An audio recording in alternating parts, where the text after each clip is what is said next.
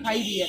फिर सुकराईनाथ हमारा पीछे क्यों पड़ रहा है? अगर हमारी गद्दी बंद करवाना चाहो है ना सुकराईनाथ, तो जहाँ हमसे पहले गद्दियां लगती हैं पहले उनको बंद कराए फिर मेरे पास आए। ठीक है, सेवा कोई भी कर सकता है, इसमें ये धर्म के बीच में ये चीज कहाँ से आ गई कि और साधु नहीं बन सकती है, वो कहाँ से बन सकती? इसके बारे में दोस्तों आप अपनी तरफ से क्या कहना चाहोगे? देख भाई, मैंने इतनी बात करनी ना हो, मैं तो देख अनपढ़ गवार हो रहा हूँ। इस बात को आप मानते हो कि इसमें आत्मात्मा को फर्क देखो, ऐसा तो मैंने किसी ग्रंथ में देखा नहीं है, ना मैंने किसी साधु से सुना है और ना ही मैंने कहीं और देखा है। बाकी ये मैं जरूर पता है कि जति गुरु गोरखनाथ थे और ये अपना मच्छिंद्र नाथ थे, नाथ थे या कोई भी थे, देखो कोई भी औरत आदमी इनकी सेवा कर सका है। माता पार्वती। नमस्कार दोस्तों, मैं आपका दोस्त विनील लांबा और आप देख रहे हैं लोक प्रसाद न्यूज। तो फिलहाल मेरे साथ में बैठी हैं साध्वी सोमनाथ जी, जो कि मोखरा धाम से चल के यहाँ पे पूर्व शिवाड़ा गांव में पहुंचे हैं। राइस मिल में यहाँ पे अपना डेरा यहाँ पे इन्होंने जमाया है और यहाँ पे अपना स्थान बनाया है और यहाँ पे इन्होंने गुणात चेतन किया है। तो ज़्यादा समय व्यतीत न करते हुए सीधा आपको लेके चलता हूँ साध्वी सोमनाथ जी के पास और उनसे बातचीत करवाते हैं, चंद बातें उनसे पूछें, आज उनके आध्यात्मिक सफर के बारे में उनसे पूछेंगे। कोई भी किसी प्रकार का निजी जीवन में कोई सवाल हम उनसे नहीं करेंगे, आध्यात्मिकता के बारे में पूछेंगे और भक्ति के बारे में पूछेंगे। तो सबसे पहले जी साध्वी जी, मेरी तरफ से और मेरे दर्शकों की तरफ से नमस्कार, राम राम। तो जी साध्वी जी, आप मोखरा से चले और उसके बाद आसोदा पहुंचे, उसके बाद यहाँ पे आए हो, तो क्या समस्याएं रही हैं? सोरखी गए, सोरखी से फिर मोखरा गए, मोखरा से फिर आसोदा गए और आसोदा से फिर गुड़गांव आए जी। ऐसे। तो ऐसी क्या प्रॉब्लम या क्या समस्या आ गई थी कि आपको बार बार जो है करना पड़ रहा है? मोखरा गांव में तो समस्या ये थी, मंदिर था काफी अच्छा था और पंचायत भी अपने साथ थी। मैं शुरू से कह रही थी कि भी पंचायत हमारे साथ है, सरपंच साहब भी अपने साथ थे, पर कुछ असामाजिक तत्व थे वहीं के 2-4 जो कि पहले हमारी कमेटी में थे और फिर उनको कमेटी से बाहर निकाल दिया गया था। उनकी चोरी वगैरह जो भी पकड़ी गई थी, काफी वीडियो भी बनी थी कि भाई दारू की पकड़ी गई, आज इस चीज की पकड़ी गई। तो इस तरीके से उनको जो बाहर निकाला गया, कुछ दुकानदार बाहर धड़ल्ले से 2 नंबर की दारू बेच रहे थे जो कि एतवार की गद्दी आती है, उनको रोका गया। उस दिन मीडिया काफी मौजूद थी, उनके सामने मैंने बोला था कि कोई भी बाहर से दारू ना ले, या तो मोखरा के मेन जो ठेके उनसे ले या फिर अपने घर से लेके आए। मैंने ये कहा तो उन लोगों को मुझसे चिढ़ होगी। चिढ़ होने के बाद उन्होंने कहा कि भाई आप हमें जो चढ़ावा आता है, जो भी आता है, वो सारा पैसा हमें दो और आपको यहाँ रहना है तो जोतपत्ती करो, बाकी कुछ नहीं चलेगा, यहाँ ऐसा कोई सिस्टम नहीं होगा। ठीक है, मैं चढ़ावा दे देती हूँ, कोई परेशानी नहीं है मुझे, पर चढ़ावा भी तो मैं उस बेस पे दूंगी ना कि जो जनता आने वाली है उनका जो खाने पीने का खर्चा है, पानी के टैंकर का खर्चा है, बिजली पानी का खर्चा है, वो खर्चा तो फिर कमेटी को देना चाहिए ना। मान लो मैं चढ़ावा उनको दे देती हूँ तो फिर ये खर्चा कौन करेगा? मेरी तो कोई और इनकम नहीं है भाई। बाबा के आशीर्वाद से जो भक्तों के झाड़े लगते हैं, वो भगत जो भी 10-20-5 चढ़ा के जाते हैं, उसी से ही मैं रुकने वाले लोगों के लिए व्यवस्था करती हूँ। माने जो भी व्यवस्था मुझसे हो पाती है, अच्छी बुरी जैसी भी है, मैं वो करती हूँ। तो इस तरीके से उन्होंने मेरे से कहा कि नहीं करेगी, हमें इतना कमीशन नहीं देगी, ये नहीं देगी तो जाओ। तो भाई साहब सुनने की अपनी आदत नहीं है, एक बार कह दी तो अगले दिन मंदिर खाली कर दिया था। दूसरी बात, फिर सोरखी गई। सोरखी में वहाँ पे हम होटल पे गए थे, वहाँ पे मेन रोड का काम हो गया, वहाँ प्रशासन दुखी करने लगा, परमिशन बनवाने का टाइम नहीं लगा क्योंकि गद्दियाँ स्टार्ट हो गई थी। तो फिर सोरखी और जगह कम थी, मेन रोड पे था वो। फिर वापस मोखरा गए, तो मोखरा जहाँ हम गए वहाँ जो गली थी, उस गली में 15-20 घर मुझसे पहले पड़ते थे। तो अब मैं किस किस के हाथ पैर जोड़ूं कि मेरी गाड़ियों को अंदर आने दो, मेरे भाई संगत आ रही है उनको अंदर आने दो, मैं किस किस के हाथ पैर जोड़ के उनको अंदर करूं? तो वहाँ भी व्यवस्था नहीं बैठी। और फिर हम आसोदा गए। तो आसोदा जब हम गए तो जो मंजीत जी डॉक्टर साहब हमें लेके गए थे, उन्होंने हमें ये कहा था कि भाई हम आपको जमीन देंगे, ये देंगे, वो देंगे। पर जब हमने किला साफ कराया जिसमें कीकर खड़ी थी, वो जगह पंचायती थी, तो उसमें काफी लोग आसोदा के भी आके बोलने की भाई कोई कहता है रहो, कोई कहता है मत रहो। तो मंजीत जी ने तो हमारा पूरा साथ दिया, उनके परिवार ने भी दिया साथ, पर नहीं व्यवस्था बन पाई। दूसरी बात, वहाँ बिल्कुल प्लेन जगह थी, कोई कमरा वमरा भी नहीं बन रहा था। तो मैं इतनी समर्थ नहीं हूँ कि मैं अभी मंदिर का निर्माण कर सकूँ, क्योंकि मैं बिल्कुल 0 डेप पे चल रही हूँ फिलहाल। तो मैं इतनी समर्थ नहीं हूँ कि मैं तो एक बांस की टाटी बनाने में भी अभी समर्थ बिल्कुल नहीं। तो इसलिए आसोदा छोड़ा, फिर यहाँ रेंट पे लिया है। ये रेंट पे जगह है फिलहाल जो जगह है वो रेंट पे आपने ली है, कितने समय के लिए ली? ये जी हमने 2 साल के लिए ली। 2 साल तक तो आप इधर हो ही, अगर कोई मान लो मुझसे कोई तो। गलती नहीं होती है और भाई अगला मालिक व्यवहार सही करता है, बहुत अच्छा व्यवहार है मालिक का, और मैं भी सही तरीके से अगले के साथ रहती हूँ, तो वो मुझे क्यों निकालेगा और मैं क्यों जाऊँगा। तो देखिए, बात करते हैं आपके आध्यात्मिक सफर की। तो कितने समय पहले आपने आध्यात्मिक सफर शुरू किया? देखो, मैं भक्ति तो कर रही हूँ 15 साल से, 2008 से, तो ठीक है। और मैंने गद्दी ली है 3 साल पहले, 2019 में 1 अक्टूबर को मैंने गद्दी ली। हर एक जो साधक होता है उसका कोई न कोई इष्ट देव होता है, तो आप अपना इष्ट किसको मानते हैं? गुरु गोरखनाथ, तो जति गुरु गोरखनाथ। तो एक 2 रास्ते होते हैं आध्यात्मिक सफर के, जो आध्यात्मिकता के, एक होता है सात्विक, होता है एक तामसिक। तो आप कौन से रास्ते पर चलने वाले? सात्विक। सात्विक। तो सात्विक में आप गुरु गोरखनाथ जी का जो है, गुरु गोरखनाथ जी जो है वो तंत्र विद्या में उनको महारत हासिल की, और तंत्र जितने भी तांत्रिक हैं या तंत्र विद्या जो जानने वाले हैं, उसमें रुचि रखने वाले हैं, गुरु गोरखनाथ जी को अपना गुरु मानते हैं।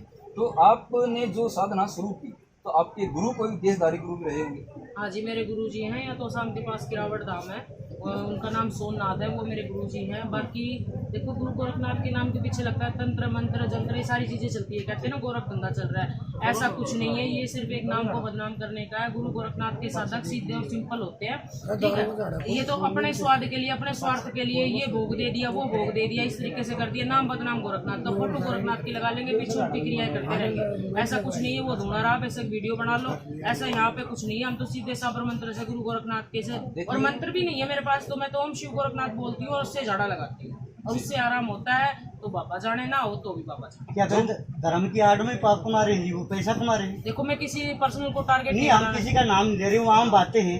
आज हर 10 किलोमीटर पे झाड़ा लग रहा है। 8-10 किलोमीटर पे झाड़ा में जो ये मीडिया वाले भाई साहब, इन्होंने मुझसे सवाल किया है कि तामसिक भी और सात्विक दोनों की है। देखिए, तंत्र में कहीं ये नहीं लिखा कि आप तामसिक में जाओ, लेकिन रास्ते जो कोई मंत्र पूजा करता है वो भी तामसिक। देखो भाई, जब तामसिक काम करेंगे ना, मैंने इतना बोलना ना जितना तू बोल रहा है, ठीक है भाई, मैं सीधी बात कह। तो आप जो कह रहे हो तामसिक वगैरह जो भी कह रहे हो, इस साधना में क्या होता है कि दुनिया से पैसे लूटना, क्योंकि ये तामसिक में वो होगा, उतारे सुतारे चलेंगे, ये होगा वो होगा, तो इसमें जनता को तो पैसे देने पड़ेंगे। तो पैसे देने पड़ेंगे तो खर्चा भी लगेगा भाई, अगले मतलब कि अपना खर्चा चलाने के लिए इन चीज़ों का प्रयोग करते हैं। आप सिर्फ मंत्र विद्या से, साबर मंत्र जो गुरु। हाँ जी। और कुछ लोग ये भी मान ले सवाल उठा सकते हैं कि घर किस लिए जाती है, घर जाती है तो पैसे पूसे लेती होगी। मैं तो सीधी कहा, गुरु 50 मीडिया उरा खड़ी है, और भी मीडिया आ जाएगी भाई। घर बुलाओगा, मेरे पास पर्सनल गाड़ी तो है नहीं भाई, किराया तो हम नहीं देना पड़ा, और घर भी मैं कोई झाड़ा नहीं लगाती, कुछ नहीं करती। बुलाओ भाई, मैं तो किसी घर का खाती पीती भी नहीं हूँ। अपने जाके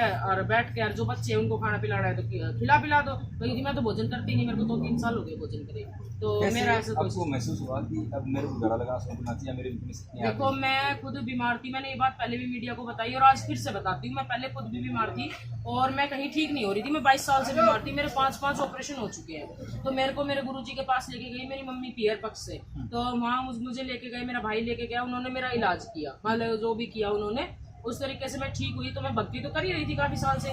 तो भक्ति करने के बाद गुरुजी ने जब चिंता त्रिशूल, उनको कुछ दिखा होगा मेरे अंदर, तो उन्होंने रखे। तो जब गुरु गोरखनाथ की मतलब कि नियम कुछ आगे आए उनके आगे, जो भी उनके आगे आए, उन्होंने मेरे को बताया नहीं। उन्होंने कहा, बेटा अगर तेरे को ठीक रहना है ना तो तू धुने की सेवा कर। तो मैंने उनसे नियम पूछे धुने की सेवा करने के, तो उन्होंने मेरे को बताया। मैं उस तरीके से धुने की सेवा में लग गई, और लगने के बाद भाई धुआं लगता है तो आपको पता है प्रचार प्रसार फैलता है तो जनता आएगी। तो भाई किसी के सर में दर्द था, पेट में दर्द था, उन्होंने कहा भाई धुने की बबूत, उन्होंने मेरे को बताया कि धुने की बबूत उठा के दे दो, आराम हो जाएगा। मैंने जति गुरु गोरखनाथ का नाम लेके बबूत उठा के दे दी, उनके आराम हो गया। फिर मैं पहले हाथ से झाड़े लगाती थी सभी के, तो अब जनता ज्यादा होगी तो हाथ से किस का लगाऊं, तो इसलिए अब मैं मोर पंख का झाड़ा लगाती हूँ। पहले मैं हाथ से सिर्फ हाथ धर दिया करती हूँ, ओम शिव गोरखनाथ, उससे आराम हो जाएगा। ये जब मेरे को पता चला कि भाई जति गुरु गोरखनाथ के, मैं खुद बताती हूँ कि मैं चीज़ों में विश्वास नहीं करती थी, पर मैं ठीक हुई हूँ ना जब से मुझे बहुत विश्वास है। मैं भक्ति जरूर करती थी, पर मैं ये जो शाणे शेवड़े तांत्रिक हो है ना, इन्हें नहीं मान्या करती, ना मैं जाया करती। तो मेरी मम्मी जबरदस्ती मेरे को लेके गई थी मेरे गुरुजी के पास, तो उससे मैं वहां से मेरा आराम हुआ। और वहाँ वचन भी हुए थे कि जब तक धुने की सेवा करेगी तब तक तो ठीक रहेगी, और जिस दिन धुने की सेवा करनी छोड़ देगी ना, उसी कंडीशन में दोबारा से खाट में गिर जाएगी। इसलिए मैं ये पूजा करती हूँ। और ये भी कहा गया था कि जब तक दूसरे का भला करेगी तब तक खुद का भला होगा, नहीं तो नहीं होगा। जी, आपने आप झाड़ा लगाना काफ़ी दिन से आपने चालू कर रखा है, और लगातार आपके साथ समस्याएं रही हैं कि जहाँ भी जाते हो वहाँ पे आपको आना पड़ रहा है। यहाँ पे आपने धाम अपना शुरू किया है यहाँ पे, तो कितने दिन तक ऐसा चलेगा? क्या आपने आगे की जो योजना बनाई है कि किस तरह से धाम, एक नया धाम स्थापित कराया जाए एक जगह पे, जहाँ पे जो श्रद्धालु जो है वो परमानेंट वहाँ पे आ सके, तो उसके लिए क्या योजना बनाई आपने आगे की? मैंने योजना भाई, योजना तो क्या ना, आजकल पैसा खेल से सारो, जब ये तो है ही ना तो फिर क्या योजना बनाऊं। और जिस दिन पैसा होगा उस दिन तो देखो धाम कहाँ बनेगा। वैसे मेरी इच्छा ये है कि मैं अपना धाम अपने पीर की तरफ बढ़ाऊं जी, नरेगा की गुड़गांव की तरफ मैं अपना जो धाम है वहाँ बनाना चाहती हूँ। पर वहाँ जमीन बहुत महंगी, इतना तो 1 साल 2 साल 6 साल अभी लग जाएंगे, क्योंकि मैं एक चढ़ावे पे डिपेंड हूँ। बेशक इसको जनता मीडिया कोई भी कुछ भी समझे, और वो ही चढ़ावा मैं यहीं पे लगा देती हूँ, ठीक है। तो फिर पैसे आएंगे कहाँ से? तो मेरे हस्बैंड डॉक्टर है, हमारे जो पाली में वहाँ भी जमीन आ है, या तो मैं अपने ससुराल जाऊंगी डेरा बनाने के लिए, या फिर मैं जाऊंगी अपने पीर। बाकी मैं वही बात मैं कर रहा हूँ कि आप काम तो कर नहीं पाते, ठीक है, तो धाम कैसे बनेगा? तो आप चढ़ावे पे डिपेंड है। देखो जो वो बैठा है ना, जिसका नाम लेकर मैं बैठी हूँ, जति गुरु गोरखनाथ, जब उसने मुझे ठीक किया है और मेरे हाथ से 100 में से 10 आदमी तो ठीक हो रहे होंगे, 100 में से 10 आदमी ठीक हो रहे हैं ना, तो वो मेरे लिए बाद में अपने लिए छत पहले बना के देगा। तो उसको ही अगर ऐसा लग रहा है कि भाई उठा पटक हो रही है, कभी वहां लेके जा रही है मुझे, सॉरी, कभी वहां लेके जा रही है, तो पहले वो अपनी छत का इंतजाम करेगा ना, तो अपने बच्चों के लिए तो खुद ही इंतजाम करेगा। देखिए, कहने के तो कल तक रामलीला भी तंबू में ही थे, और जब एक समय आया तो आज आलीशान मंदिर वहाँ पे बन रहा है, तो ये तो समय की बात होती है। लेकिन आप जो झाड़ा लगाती हैं, लगभग कौन कौन सी बीमारी है जो मोस्टली यहाँ पे ज्यादा ठीक है? देख भाई, आराम हो जाए तो बुखार में भी हो जाए, आराम हो जाए तो कैंसर में भी हो जाए, ना हो तो बुखार में भी ना हो। मैं तो झाड़ा सब क्या लगाए दूँ, अल्सर हो, सिर का दर्द हो, माइग्रेन हो, कैंसर हो, टीबी हो, और ये अपने जोड़ों में दर्द हो, लकवा हो, और ये हार्निया पार्निया कई रोग हो जाए, जो इन सब का झाड़ा लगाए। लगभग कितना समय आप साधना करते हैं? भाई देख, मैं तो सच्चाई बताऊंगी, मैंने अपनी साधना तो वैसे मैं कर ही रही हूँ 3 साल से, पर जब से डेरे की सेटिंग बिगड़ रही है ना, तब से मैं ध्यान लगा ही नहीं पाया। तो आप अपना जो समय निकालना चाहेंगे, उसमें उसके लिए क्या मतलब करना चाहेंगे? लोगों को क्या करना चाहेंगे? थोड़ा समय आपको भी दिया जाएगा ताकि आप मुझे जनता परेशान नहीं कर रही है, मेरे को जनता परेशान नहीं कर रही है कि मैं जिस कारण ध्यान नहीं लगा पा रही हूँ, क्योंकि मेरा थोड़ा माइंड ही डिप्रेशन है कि उधर से उधर, उधर से उधर, उधर से उधर से हो रहा है ना। देखो, हूँ तो मैं भी इंसान हूँ। हर एक साल की एक आध्यात्मिक ऊर्जा होती है, वो लेवल अप डाउन हो ही रहा है। जगह की वजह से दिक्कत आ रही है। हाँ जी, जगह की वजह से अब यहाँ सेटअप हुआ है।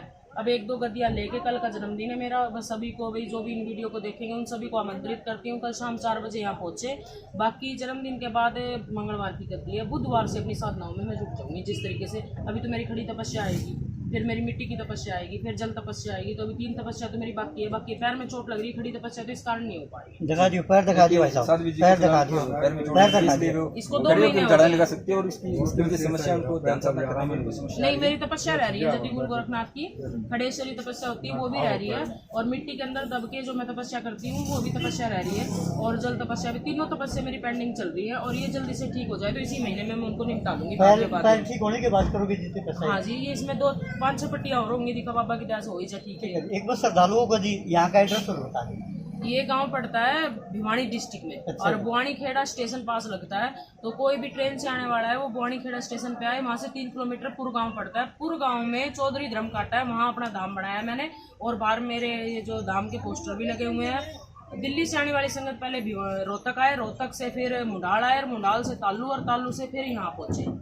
पुर गाँव। और हिसार साइड से आने वाली है वो सोरखी आए, सोरखी से तालू आए, तालू से पुर पहुंचे। अच्छा जी, वो निकल जा सकते हैं। हाँ जी, आखिरी प्रश्न और कर लीजिए। मैं सुबह की वीडियो देख रहा था, सुखराई नाथ ने फिर कहा है मैं इन पाक खंडियों के खिलाफ एक अभियान छेड़ूंगा। औरों के खिलाफ तो अभियान छेड़ रहे हो, और लेकिन खुद पाखंड वहाँ हो रहा, ये नहीं समझ में आ रहा है हमारा। एक बात बताओ आप, हाँ, क्या दूं? कह दो मैं कोई मैं मेहनत कहीं को डरना है। बता नहीं। मान लो तड़के मीडिया के ऊपर प्रेशर डाल रहा है वो कि ये क्या वीडियो बनाई, ये है वो है, भाई देख लियो अपना। मैं सीधी आज सुबह की बात है जी। नहीं, जो हकीकत है वो बतानी चाहिए, जो सच को कभी दबाना नहीं कौन से डेरे में झाड़ा नहीं लग रहा? 100 में से 80% डेरों में झाड़ा लगता है। पहले कोथ में भी झाड़ा लगा करता। सुल्फे गांजे अफीम वाले वहां पड़े रहते हैं। जो 3 मेरे इंजेक्शन लगाने के लिए आए थे, नशे का जहर का जो भी था, वो खुद अफीम गांजे में चुच हो रहे थे कति और उन्होंने थाना में लेके गए, आप वहाँ पहुंचे भी थे। उन्होंने भरपूर नशा किया हुआ था, और सुखराई नाथ की सारी वीडियो चैटिंग मेरे पास मौजूद है जो उनके फोन में थी। मैंने मीडिया को दी भी है, खुद ही बंद कर दिया। साधु जी, आपका नाम नहीं लिया, जो बात है सच है, नाम नहीं लिया किसी का भी। उनका है आगे जो पाखंडी है इनको मैं बंद करवाऊंगा। एक बात बताओ आप, जल मेरा नाम नहीं लिया उसने। हाँ, नाम नहीं लिया। सुनो मेरे, मैं तो सीधा टारगेट रखा करूँ। हाँ, वो चेकिंग में भी है, ठीक बात है। मत लो मेरा नाम। जब से मैंने गद्दियां शुरू की है, मेरे पास संगत आने लगी है, तब से उसका मिर्च लाग रही है आके, या गद्दी क्यों लगा रही है? अरे और भी तो गद्दी लगा रहे तू। आज तक हमने सुखराई नाथ को नाम में ना सुनो, तो ये सुखराई नाथ हाईलाइट हो रहा है कि सुखराई नाथ भी है कोई। जब से मैंने गद्दी लगाई तब से वो हाईलाइट हुआ है। इसके बारे में मैं 2 बातें बताऊंगा। देखिए, कोई भी साधक है, आदमी है चाहे वो लुगाई है, चाहे वो औरत है तो मर्द है, हर एक के अंदर एक सूक्ष्म आत्मा निवास करती है। वो आत्मा न जनाना होती है न मर्दाना होती है। साधना कोई भी कर सकता है, इसमें किसी प्रकार की रोकथाम नहीं है। कोई भी आदमी सेवा कर सकता है। इसमें भी किसी को ये बताया जाता है कि आदमी सेवा करेगा या लुगाई सेवा करेगी। वो भी तो ग्रस्त थी। भगवान शिव शंकर थे, वो भी ग्रस्त थे। श्री राम जिनका अयोध्या में बहुत बड़ा मंदिर बना है, वो भी तो ग्रस्त थे। श्री कृष्ण भगवान भी ग्रस्त थे, तो उनको क्यों नहीं कहते? गोपी चंद की जो माता जी थी, उन्होंने भी गोरखनाथ जी का जोग दिलाया था, तो गोपी चंद भी तो ग्रस्ती थे ना। उसके बाद सनातन धर्म से चला रहा है कि तो अपनी व्याता को माता कहा था उसने। जब अब उसने ये जोग लिया था, तो फिर हम कौन से गृहस्थी रह रहे हैं? हाँ गृहस्थी की है हमने, हम क्या मना कर रहे हैं, पर अब तो गृहस्थी नहीं है। अरे अब क्या गृहस्थी आदमी सेवा नहीं कर सकता? कर सकता है, खूब कर सकता है, पर चोला नहीं पहन सकता। तो आप अपनी तरफ से क्या जवाब देना चाहोगे कि मैं जो बात पूछ रहा था कि आत्मा में मेरे हिसाब से कोई फर्क नहीं होता है? देखो जी, औरत हो चाहे आदमी हो, किसी की भी सेवा कर सकता है, किसी की भी साधना कर सकता है, कुछ भी कर सकता है। तपस्या करने में अच्छाई से करो, नेक नियम से करो, साफ सुथरे होके करो, साफ विचारों से करो, चाहे वो कोई भी हो। एक आखिरी प्रश्न और पूछना चाहूंगा, ज्यादा समय आपका नहीं लेते हुए, कि अंधविश्वास आप किस चीज को मानते हैं? कहते हैं कि अंधविश्वास पाखंड है, वो पाखंड क्या होता है? भाई मैं तो देखिए इन देवता पर विश्वास करूं, मैं तो कहीं भी चीज में ना मानूं। जो भी इनका नाम लेकर बैठे हैं ना, अगर बुरा करेंगे तो उसका फल ये देंगे देवता उनको, अगर अच्छा करेंगे तो भी यही फल देंगे उनको, ठीक है। बाकी मैं अंधविश्वास पहले मानना करती कि ये जो बैठे हैं ये लूट लेंगे, ये कर देंगे, वो कर देंगे, पर मैं ठीक हुई हूँ बिना पैसे। तो मेरे गुरु ने मेरे को बिना पैसे ठीक किया है, मेरे को भी वही वरदान दिया है कि तू भी बिना पैसे ठीक कर। देखो कहते हैं कि भाई थाली लगाओ है, ये चढ़ावा चढ़ावा है, भाई वो जनता की इच्छा है। जनता मेरे पैरों में पैसा लुढ़काओगी, मान ली 10 का चढ़ाओ, 5 का चढ़ाओ, तो वे उड़ता अच्छा लगेगा। मान ली थाली में दे दे, अगर हमने पैसे का लोग हो तो हम दान पत्र भी टिकवास कहाँ, अंधाधुंध टिकेंगे उसमें तो पैसे, वो तो पता भी नहीं चलेगा। और थाली में तो जनता के सामने जितने टिक रहे हैं। तो भाई रही अंधविश्वास की बात, मैं तो देख भगवान ने अंधविश्वास नहीं माना, गुरु ना मैं पाखंड मानती। हाँ जो पैसे लूटते हैं, बकवास करते हैं, ये करते हैं, वो करते हैं, वो होंगे अंधविश्वासी, भाई वो काम कर रहे होंगे, ऐसा जनता को लगता होगा। आदेश जी, ये थी सोमनाथ साध्वी जी, और जिन्होंने अपना कीमती समय हमको दिया और अपने कुछ आध्यात्मिक सफर के बारे में कुछ बातें हमको बताई। और साध्वी जी का कल जन्मदिन है, उनकी पूर्व संध्या पर लोक प्रसाद न्यूज और हरियाणा हरियाणा उनको बहुत बहुत शुभकामनाएं देता है जन्मदिन। सभी दोस्तों से मैं आपका दोस्त विनय लांबा लेता हूँ विदा। सभी को नमस्कार और देखते रहें लोक प्रसाद।